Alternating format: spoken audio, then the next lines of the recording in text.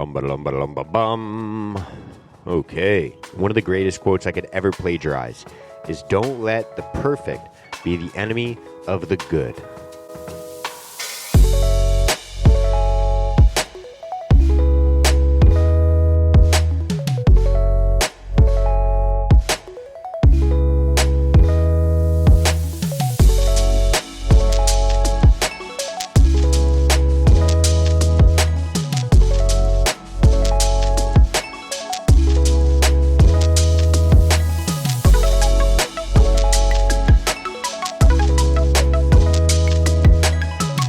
All right, what is going on, guys? Welcome to another episode of the Risen Fallen podcast. I am your host, Mark Hendrickson, and if you're brand new to this show, then what you can expect is open and authentic conversations about things like mental health and self-development and how to get your life moving in the right direction if you're not feeling good about where you are right now. At least having the confidence knowing that you are moving one step closer every single day to where you'd like to be in your life, who you'd like to be, where you'd like to wake up, and the life that you'd like to wake up in. And so, happy Monday morning. If you're listening to this when it drops, it is Monday, baby. We are rocking and rolling. We are kicking it into this week. I hope you guys are doing well as you listen to this. Maybe you're listening on your drive to work or drive home from work or whatever it could be. But just know that this is your week. This is our week. We are going to crush, and we are going to... there's going to be a lot of negativity maybe coming up, or some people that are going to piss you off, and just a little reminder to mentally prep yourself for that kind of stuff. That there's going to... Life's unpredictable, and so knowing that, you're probably going to get pissed off in the next little bit if you're anything like me, and so maybe you just think about that and think about I might get pissed off, and so I'll just prep myself for that. But hope you guys are doing well. I just kind of woke up, and I was really trying to start to get after it, and I just kind of felt like I was a little bit short on time, and it was just one of those days where I just had X amount of things to do and not enough hours to do them. And so I just kind of sat down right now. I made a little list for myself. Recording this podcast is one of those things. So it actually went along with the theme of the day. And so here we are. And so I sat down, made a little list for myself, things I got to bang out today. And then I got to work that around, obviously, a little bit of family time. It is the weekend, so just trying to shift my day around and make sure everything can get done and I can still feel good while still being present and spending time with family. And happy Monday. Rocking and rolling. This is my Saturdays feeling like a Monday, It's been pretty on the go so far. So I have a little cup of matcha as I start my get my day started here. I just kind of... why do sneezes always come in twos, man? That's crazy. I always sneeze. I never sneeze just once. So weird. I don't know if anyone here is smart enough for a doctor or anything like that, but I wonder why that is. I literally never sneeze just once. And my sneezes always smell kind of like sweet, like honey. Like, I don't know if anyone knows like what I'm talking about, like the smell of a sneeze.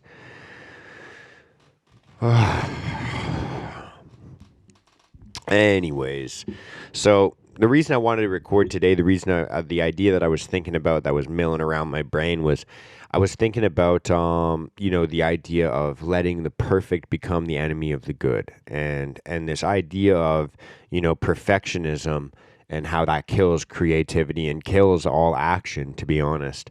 And I don't know. I just feel like so many people can relate to this topic, and so many people maybe already have solutions, or they think they have solutions, or they, whatever it could be. But I think a lot of us, I think we fail to understand that.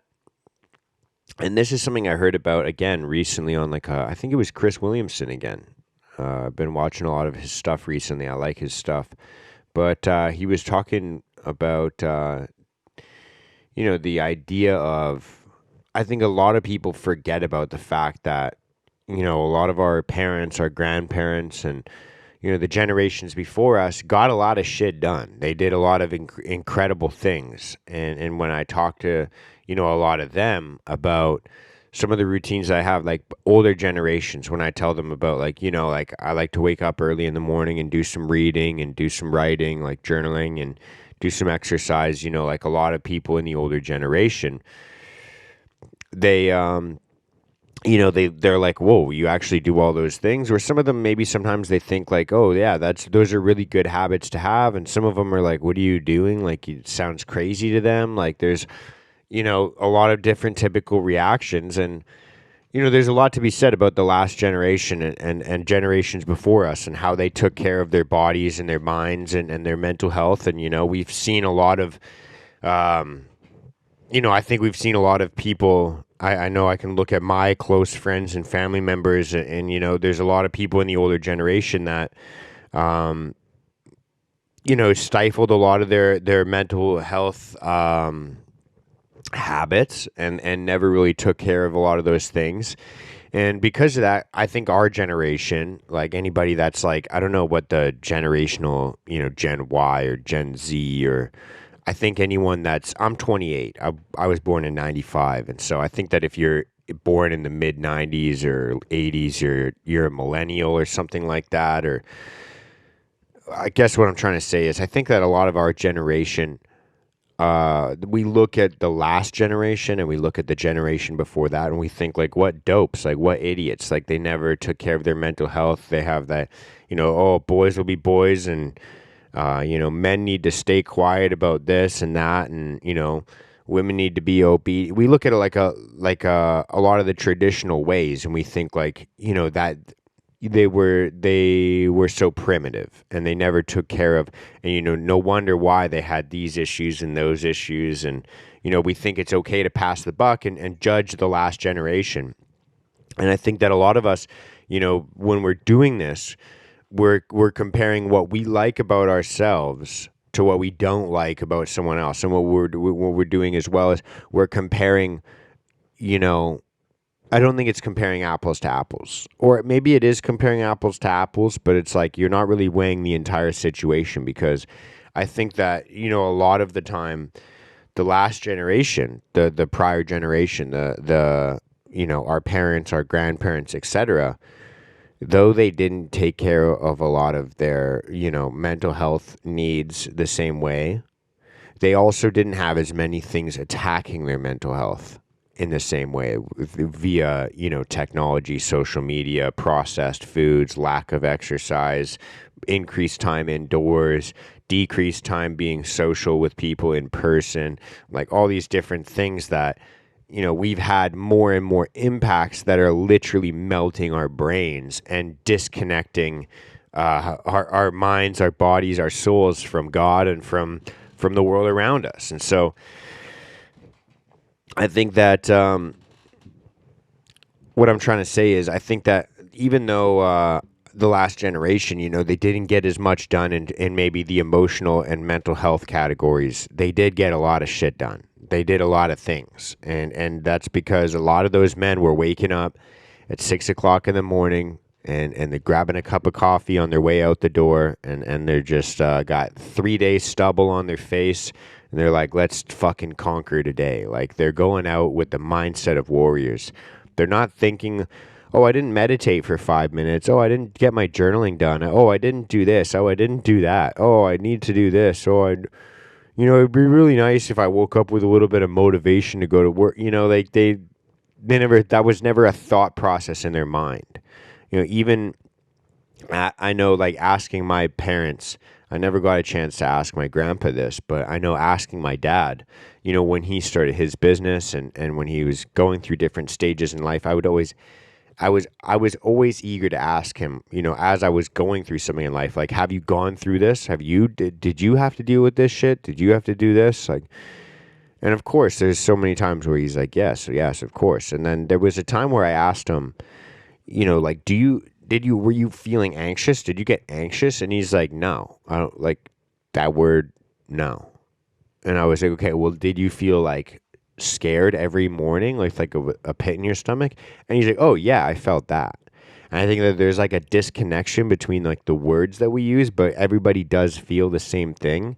And I think that the difference is, the last generation, it didn't really matter how they felt. They just had to operate based off of what was in front of them and what they could do.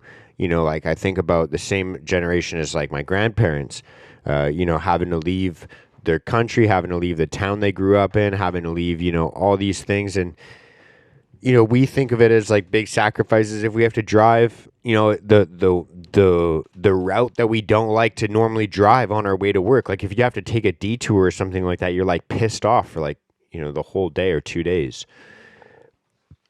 Whereas like these people were like, oh yeah, I had to show up at a fucking work office, like a labor ready, like labor force office, and just wait for maybe a job that day if I showed up early enough. Like they're just like this generation of like, and I'm speaking about our generation. We have this generation where it's like, if we wake up late and we don't get to do our, morning yoga or I cold plunge, then like the whole day's thrown off.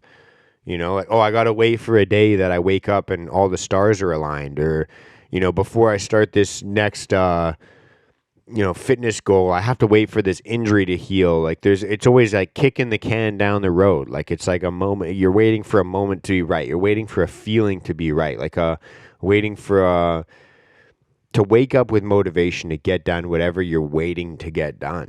And I think that a lot of it comes there. I think that there's a lot of different, multifaceted reasons why we do this. I think that part of it is like, we don't like looking foolish. We're so concerned about what people think about us. We're so concerned about our appearance and our presence to everybody else because we've been brainwashed through social media to think, if enough people like this, if enough people put a little fucking heart emoji on this, or enough people, pay attention and see that I'm doing well, see that I'm succeeding, see that I'm, really just not failing. You'd rather, it's crazy because I think that a lot of us, we'd rather be unnoticed.